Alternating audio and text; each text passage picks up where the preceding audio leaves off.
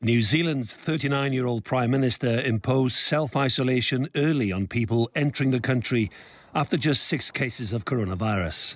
Soon after, she banned foreigners entirely. All of you have stopped the uncontrolled explosion of COVID-19 in New Zealand, and I couldn't feel prouder of the start that we have made together. Taiwan was among the first and fastest to respond.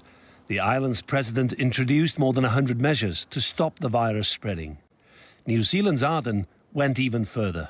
I can confirm that myself, government ministers and public service chief executives will take a 20% pay cut for the next 6 months. A Canadian researching gender balance believes countries with women leaders have reacted better than most during this pandemic. Seeing when in Taiwan, anything I could dig up about Hong Kong and Singapore are the same, right? Hong Kong and Singapore, both run by women. They're both seen as absolutely exemplary on the early response to the virus.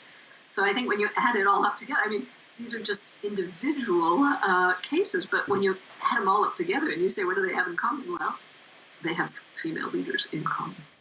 Europe has more female leaders than any other continent, and apart from Sweden, all the Nordic countries are led by women. Germany has allowed some shops to reopen.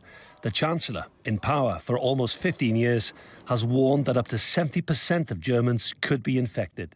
Nobody likes to hear it, but it is the truth. We're now living in the final phase of the pandemic, but still at the beginning. We will have to live with the virus for a long time. The death rate is much lower than Italy, Spain, France and Britain.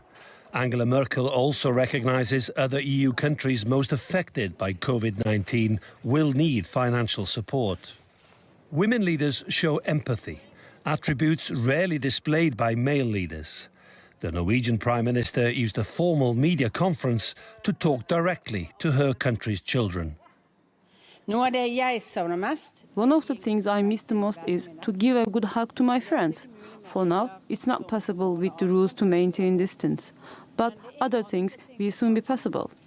Finland's Sanna Marin and Iceland's Katrin Jakobsdóttir have also been praised for their clear and transparent leadership.